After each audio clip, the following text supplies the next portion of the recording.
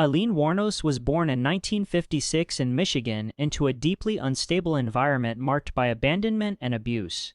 Her father died in prison before she was born, and her mother left her at a young age. Raised by her grandparents, Wuornos experienced neglect and trauma early in life, eventually becoming homeless as a teenager. By her early teens, she had already turned to survival sex and petty crime, beginning a pattern that would define her adulthood. During the late 1980s, Wuornos was living in Florida, working as a highway sex worker.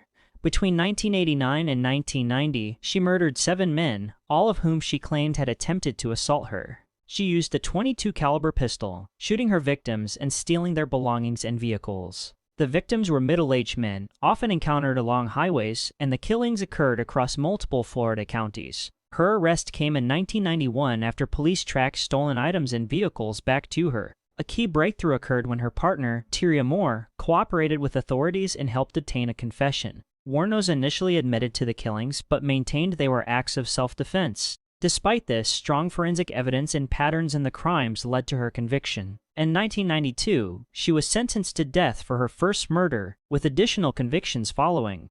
Over time, her mental state deteriorated, and she chose to end her appeals. She was executed by lethal injection in 2002. Her story inspired the movie Monster. Nannie Doss was born in 1905 in Alabama and grew up in a strict, controlling household where her father limited her education and social life. A head injury in childhood is often noted in her history, after which her behavior reportedly changed. She married young, but her marriages were unstable, marked by dissatisfaction and frequent conflict. Over time, she developed a fascination with romance magazines and the idea of finding the perfect partner. Between the 1920s and 1950s, Doss poisoned multiple people close to her, including 4 of her husbands, her mother, her sister, her grandson, and other relatives. She used arsenic, often mixing it into food or drinks, making the deaths appear natural at first. Many of her victims were insured, and their deaths brought her financial gain, though personal dissatisfaction also played a role. Her crimes went unnoticed for years because they occurred within the family and resembled illness. However, suspicion grew after the death of her last husband, Samuel Doss, in 1954. An autopsy revealed high levels of arsenic, leading to her arrest. During questioning, she confessed calmly and even appeared cheerful, which earned her the nickname the Giggling Granny. She was convicted of murder and sentenced to life in prison, where she remained until her death in 1965. Rosemary West was born in 1953 in Devon, England, and grew up in a deeply dysfunctional household marked by abuse and instability. Her childhood has been widely associated with trauma, including allegations of sexual abuse, which investigators later considered relevant to her psychological development. As a young adult, she met Fred West, and the two began a relationship that would become central to a series of brutal crimes. Between the late 1960s and 1980s, Rosemary West, alongside Fred West, was responsible for the torture and murder of multiple young women and girls, including members of their own family. Many of the crimes took place at their home on Cromwell Street in Gloucester, which later became infamous. Victims were subjected to prolonged abuse before being killed, and their bodies were buried in and around the property. The case came to light in 1994 when police began investigating the disappearance of their daughter, Heather West. A search of the house uncovered human remains, leading to a major investigation. Fred West was arrested but died by suicide in prison before trial, while Rosemary West denied involvement. In 1995, she was convicted of 10 murders and sentenced to life imprisonment. The case shocked the UK due to the scale of abuse, the involvement of both partners, and the fact that several victims were their own children. Mary Ann Cotton was born in 1832 in County Durham, England, and grew up in poverty during the industrial era. She worked as a nurse and housekeeper, moving frequently between towns and marriages. Over time, a pattern began to emerge. People close to her, including husbands, children, and relatives, repeatedly fell ill and died under her care. Between the 1860s and early 1870s, Cotton is believed to have poisoned around 21 people, primarily using arsenic. Many of her victims were insured, and their deaths brought her financial benefit. Because arsenic poisoning often mimicked common illnesses of the time, her crimes went undetected for years, allowing her to continue remarrying and repeating the cycle. Suspicion finally arose after the death of her stepson, Charles Edward Cotton, in 1872. A local official questioned the unusually high number of deaths connected to her. An autopsy confirmed arsenic poisoning, leading to her arrest. further investigation revealed a long trail of similar deaths linked to her. She was tried and convicted of murder and executed by hanging in 1873. Dagmar Overbye was born in 1887 in Denmark and grew up in poverty, working various low-income jobs as a young woman. In early 20th century Copenhagen, she operated as a baby farmer, taking in unwanted infants from mothers who could not care for them, often in exchange for payment with the promise of adoption. Between 1913 and 1920, Overbye murdered numerous infants placed in her care, with estimates suggesting at least 25 victims. Instead of arranging adoptions, she killed the children shortly after receiving them, using methods such as strangulation or suffocation. The bodies were often secretly disposed of, allowing her to continue the scheme without immediate suspicion. Her crimes were exposed in 1920 when a mother insisted on checking on her child after leaving it with Overbye. This raised alarms, leading police to investigate her residence. Evidence discovered during the search revealed the scale of the crimes, and she was arrested soon after. Overbye was convicted of multiple murders and sentenced to death, though her sentence was later commuted to life imprisonment. She died in prison in 1929. Her case became one of the most disturbing examples of baby farming crimes in Europe. Jane Toppan was born in 1854 in Boston, USA, and had a troubled childhood marked by abandonment and institutional care. She was raised in an orphanage before being sent to work as a servant. Later, she trained as a nurse, where she gained access to patients and powerful medications, which would become central to her crimes. During the late 19th century, Toppan worked in hospitals and private homes, where she began experimenting with drugs such as morphine and atropine. She deliberately administered lethal doses to patients, often altering combinations to observe their effects. Unlike many killers driven by financial motives, she reportedly derived personal satisfaction from being present as her victims died. It is estimated that she murdered at least 31 people, including patients, acquaintances, and even members of the family she worked for. Her crimes went unnoticed for years because the deaths appeared natural or medically explainable. However, suspicion grew after multiple deaths occurred within a single household she was serving. In 1901, she was arrested and later confessed to numerous killings. During her trial, she was declared legally insane and committed to a psychiatric institution instead of being executed. She remained there until her death in 1938. Juana Barraza was born in 1957 in Mexico and had a difficult childhood marked by poverty and abuse. As a young woman, she became a professional wrestler performing under the name La Dama del Silencio. Despite her public persona, her life was unstable, and she struggled with financial and personal issues. Between the late 1990s and 2006, Barraza targeted elderly women in Mexico City. She gained their trust by posing as a government worker or someone offering assistance, allowing her to enter their homes. Once inside, she strangled her victims and often stole small valuables. The victims were typically older women living alone, making them especially vulnerable.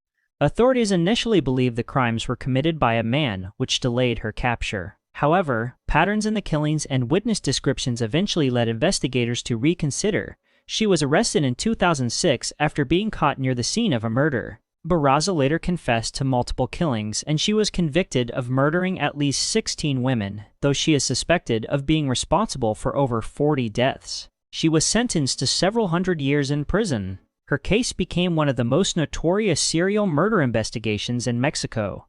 Belle Gunness was born in 1859 in Norway and later immigrated to the United States, settling in Indiana. She initially lived an ordinary life as a farmer's wife, but a pattern of suspicious deaths began to follow her. Several of her husbands and children died under unusual circumstances, often conveniently linked to insurance payouts. In the early 1900s, Gunness operated a farm in LaPorte, Indiana, where she placed personal ads in newspapers to attract wealthy suitors. Men who responded would visit her property carrying cash, but many were never seen again. It is believed she poisoned or killed them and buried their bodies on her farm, often dismembering them to conceal evidence. In 1908, a fire destroyed her farmhouse, and authorities discovered multiple human remains buried on the property. While a woman's body was found in the ruins, its identity was never conclusively proven to be Gunness, leading to speculation that she may have faked her death and escaped. Estimates suggest she killed between 40 and 70 victims, though the true number may be higher.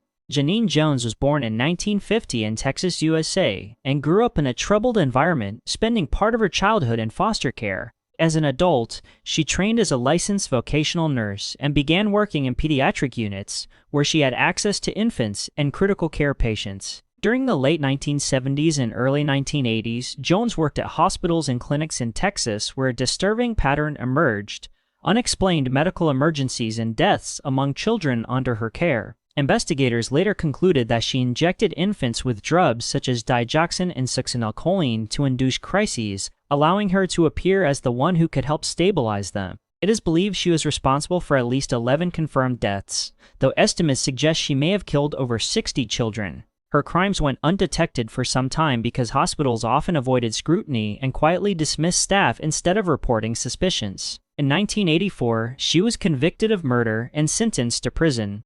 Decades later, additional charges were brought against her as more evidence surfaced. Cathy Wood was born in 1962 in the United States and worked as a nurse's aide at Alpine Manor, a nursing home in Michigan. She lived a relatively quiet life but struggled with personal instability and emotional issues. At work, she formed a close and intense relationship with her colleague, Gwendolyn Graham, which became central to the crimes that followed. Between 1986 and 1987, Wood and Graham were involved in the deaths of elderly patients at the nursing home. They targeted vulnerable residents, often suffocating them using pillows or other methods. The killings were not financially motivated but appear to be driven by a shared psychological dynamic and a desire to reinforce their relationship. Wood later confessed that the pair selected victims together and carried out the murders as part of a disturbing pact. While only a handful of deaths were proven in court, Wood claimed that the number of victims could be as high as 60 or more, though this remains unverified. The case came to light after their relationship ended and details began to surface. Wood cooperated with authorities and testified against Graham. She was convicted and sentenced to prison. Kristen Gilbert was born in 1967 in Massachusetts, USA, and worked as a nurse at a Veterans Affairs medical center. She was considered competent and even admired by some colleagues, but over time, a pattern of unusual medical emergencies began to emerge during her shifts. Throughout the 1990s, multiple patients suffered sudden cardiac arrests when Gilbert was on duty.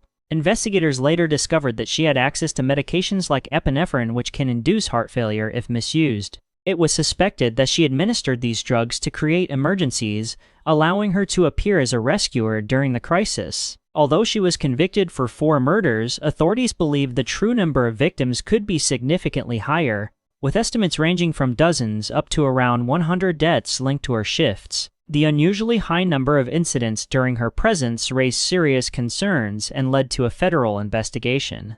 In 2001, she was found guilty and sentenced to life in prison. Mayuki Ishikawa was born in 1897 in Japan and trained as a midwife, eventually working at a maternity hospital in Tokyo. She was considered competent in her profession and held a position of responsibility, caring for newborn infants and advising mothers, many of whom came from poor or struggling backgrounds. During the 1940s, Ishikawa became involved in a scheme where unwanted or financially burdensome infants were left in her care. Instead of arranging proper support or adoption, she allowed many of these babies to die through neglect, often withholding adequate food and care. In some cases, she also accepted payments from parents, effectively turning the situation into a profit-driven operation. It is estimated that over 100 infants died under her supervision, making her one of the deadliest female serial killers in modern history. The deaths initially went unnoticed or unreported, as many families were unable or unwilling to question the circumstances. The case was exposed in 1948 when authorities discovered multiple infant bodies, leading to her arrest. Despite the scale of the deaths, she received a relatively light sentence due to legal complexities and the argument that the parents had abandoned the children. Darya Nikolayevna Saltykova was born in 1730 into Russian nobility and became a wealthy landowner after the death of her husband. Known as Saltychika, she held power over numerous serfs who lived and worked on her estates. Outwardly, she maintained the status of a noblewoman, but reports of extreme cruelty began to emerge from those under her control.